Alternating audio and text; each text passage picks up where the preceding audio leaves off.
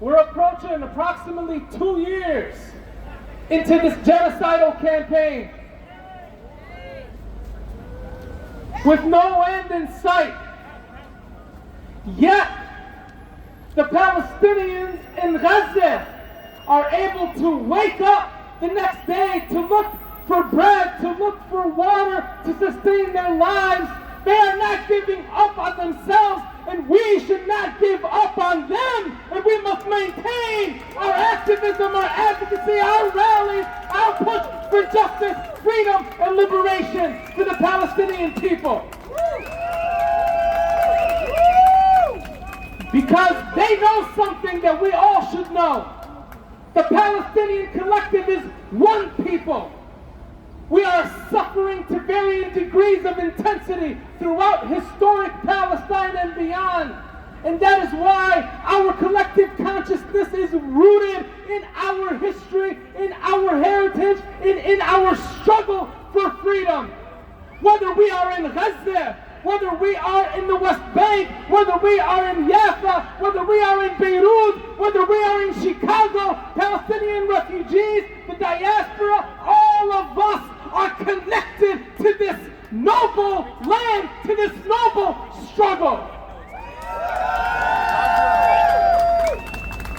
We've seen our tax dollars destroy 92% of the housing infrastructure in Gaza. We've seen our tax dollars and US-made weapons destroy every single hospital in Gaza. Not one hospital in Gaza is fully functioning today. We have seen with our tax dollars and US-made weapons the bombing of entire neighborhoods, the wiping out of entire families. We've seen the limbs of children blown to the air with our tax dollars and US-made weapons. We've seen fathers picking up the heads of their children, the legs of their children, the toes of their children, and we are watching it happening live stream. And yet this administration and the one before it aid and abet this slaughter, this genocide, and we do nothing about it. Shame on us. Shame on Biden. Shame on Trump. Shame on this government. Shame on the Congress. Shame on the Arab leadership. Gaza is relying on their faith. They're relying on God, and that is who will give them ultimate freedom and liberation. Let's keep in mind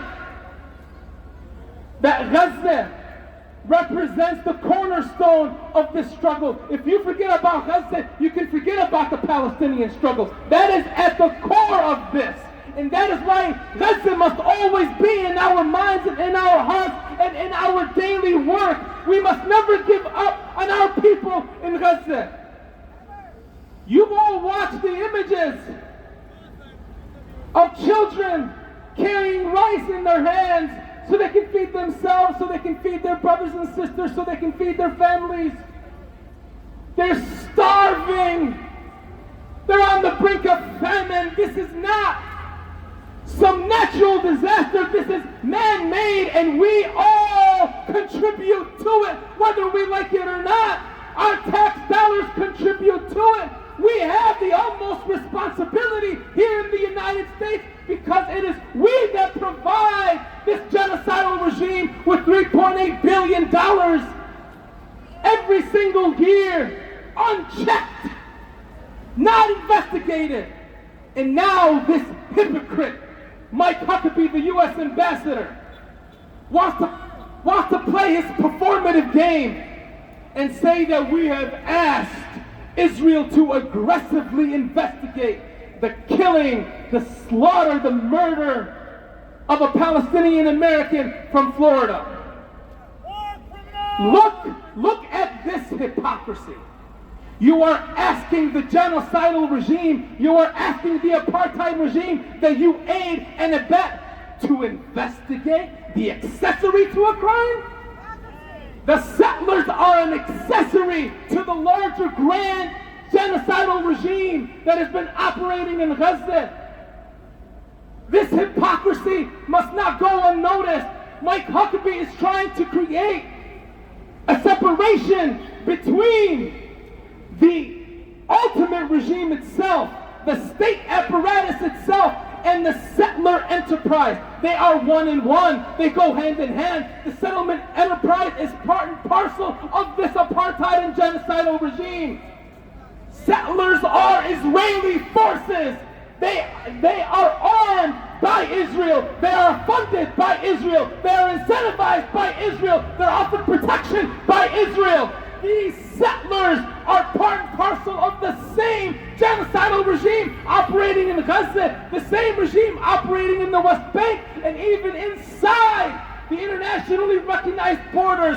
Palestinians are second-class citizens with 65 plus laws directly or indirectly discriminating against them. The denial of self-determination for us here in the diaspora. We must understand that we are directly involved, and that is why our activism must be directly involved. And that's why we cannot sleep and wake up and forget about what is happening and normalize the slaughter and normalize the genocide. The status quo must end, and we are seeing a shift on the ground. The polling data is showing young people coming more and more in support of the oppressed communities, coming more and more in support of the Palestinian struggle. Let's use that momentum, and one day we will have a free Palestine.